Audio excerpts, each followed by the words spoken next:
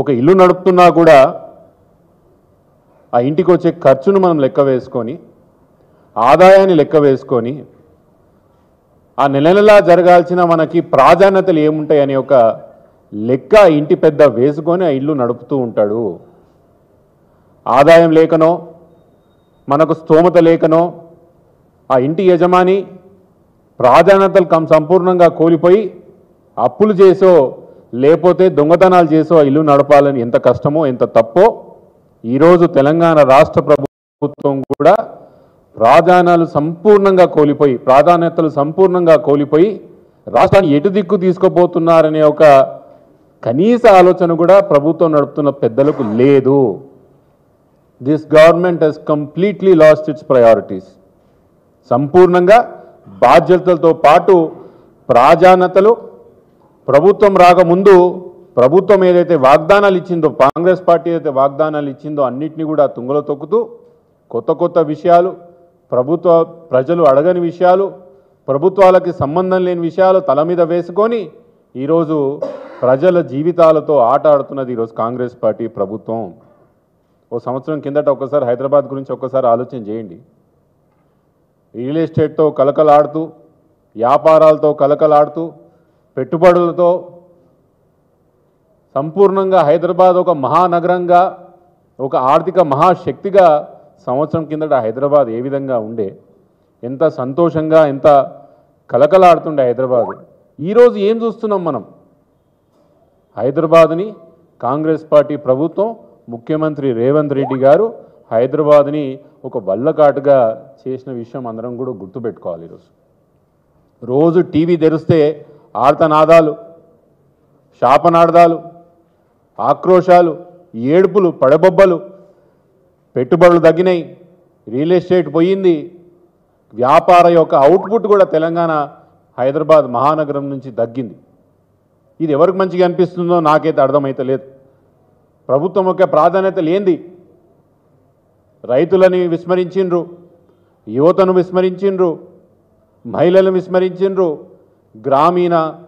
గ్రామంలో ఉన్న ఆర్థిక సామాజిక పరిస్థితులను సంపూర్ణంగా నాశనం చేసింది ఈరోజు కాంగ్రెస్ పార్టీ. కంప్లీట్గా ఏది ముందల పెట్టుకోవాలో ఏది ముందల పెట్టుకోవద్దో అర్థం కాకుండా కొత్త ప్రయోగాలు. కాంగ్రెస్ పార్టీ ఎప్పుడు కూడా ఎలక్షన్ సమయంలో హైడ్రా అని ఒకటి తీసుకొస్తాము, హైదరాబాద్ని భయభ్రాంతుల యొక్క పరిస్థితిలో తీసుకుపోతాము, ఇక్కడ ఉన్న వ్యవస్థని నాశనం చేస్తాము, ఆర్థిక పరిస్థితులను నాశనం చేస్తాము, హైదరాబాద్కు ఉన్న బ్రాండ్ ఇమేజ్ నాశనం చేస్తామని ఆ రోజు కాంగ్రెస్ పార్టీ ఎన్నికల ముందు చెప్పలేదే. కానీ హైడ్రా మనం ముందరికి తీసుకొచ్చి హైదరాబాద్ మొత్తం ఇల్లీగల్ కన్స్ట్రక్షన్స్ ఉన్నట్టు, హైదరాబాద్లో పెట్టుబడులు పెడితే ఎప్పుడు కొట్టుకుపోతారో, ఎవరు కొట్టుకుపోతారో, ఏ కేసులు ఇరుక్కుంటుందో, ఏ హైదరాబాద్ కొట్టేస్తుందో అర్థం కాని పరిస్థితులకి ఈరోజు కాంగ్రెస్ పార్టీ తీసుకుపోవడం ఒక లెక్క అయితే, మూసీ సుందరీకరణ పేరుతోని కొత్త మోసానికి రేవంత్ రెడ్డి గారి ప్రభుత్వం ఈరోజు తెలంగాణ రాష్ట్ర ప్రజల మీద, ముఖ్యంగా హైదరాబాద్ మహానగరం ప్రజల మీద రేవంత్ రెడ్డి గారు రుద్దబోతున్నారు. ఏంది కొత్త డ్రామా? అసలు మూసీ సుందరీకరణ విషయం ఏంది అసలు? ఈ విషయం మనం చాలాసార్లు మీతో మాట్లాడాలనుకున్నాను. ఈరోజు అవకాశం వచ్చింది కాబట్టి ముమ్మాటికి కొన్ని విషయాలు మీ ముందర పెట్టే ప్రయత్నం చేస్తా. ప్రభుత్వానికి అదేదో మా దగ్గర చెప్తున్నట్టు తిననీకే సర్దికూడు లేదు కానీ అది ఎవడో సాదా బిర్యానీ పెట్టిస్తా అన్నాడంట. తిననీకే మా దగ్గర సర్దికూడు లేడు కానీ సాదా బిర్యానీ పెట్టిస్తారా మా ఇంటికి అని చెప్పినట్టు ఉన్నది ఈరోజు రాష్ట్ర ప్రభుత్వం పరిస్థితి. రైతులకు రుణమాఫీ ఇవ్వకుండా రాష్ట్రంలో ఉన్న అన్ని దేవుల మీద ఒట్టు తిని రైతులను నడ్డి విరిచి ఈరోజు రైతుని అడుక్కున్న పరిస్థితికి మళ్ళీ తీసుకుపోయిన ఘనత ఈరోజు కాంగ్రెస్ పార్టీకి దక్కుతుంది. రైతు బంధు ఆ రోజు కేసీఆర్ గారి యొక్క హయాంలో ఆయన ముఖ్యమంత్రి ఉన్నప్పుడు తెలంగాణ రైతు భారతదేశానికి ఆదర్శంగా మిగిలిన విషయం మనం అందరం గుర్తుపెట్టుకోవాలి. ఆ రోజు వడ్లే కానీ మిగతా పంటలే కానీ ఏ విధంగా తెలంగాణ రాష్ట్రంలో పండినాయి, ఏ విధంగా ఆ రోజు రాబడి వచ్చిందనేది మనం అందరం కూడా గుర్తుపెట్టుకోవాలి.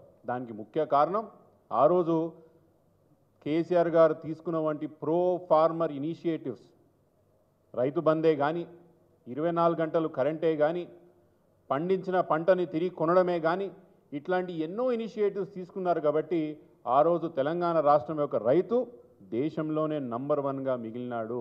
ఈరోజు ఏమైంది? రైతు బంధు రైతు అడుక్కునే యొక్క పరిస్థితికి కాంగ్రెస్ పార్టీ ప్రభుత్వం తీసుకొచ్చింది. రైతు బంధును సంపూర్ణంగా బంద్ చేసింది. వడ్లు కొనమంటే సన్న వడ్లు కొంటాం, మేము దొడ్డొడ్లు కొనం అని రైతుల మధ్యలో పంచాయతీలు పెట్టి ఈ సంవత్సరంలో 1 కిలో కూడా కొనని యొక్క ఘనత, 1 క్వింటాల్ కాదు 1 కిలో కూడా ధాన్యం కొనని ఘనత ఈరోజు కాంగ్రెస్ పార్టీకి దక్కుతుంది.